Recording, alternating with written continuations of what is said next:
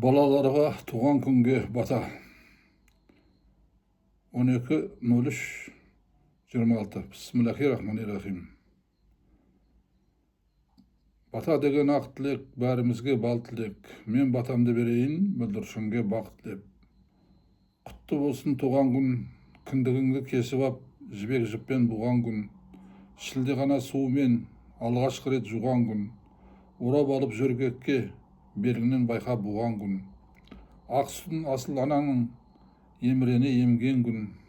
Әкең келіп төбеңе тебірене қонған күн.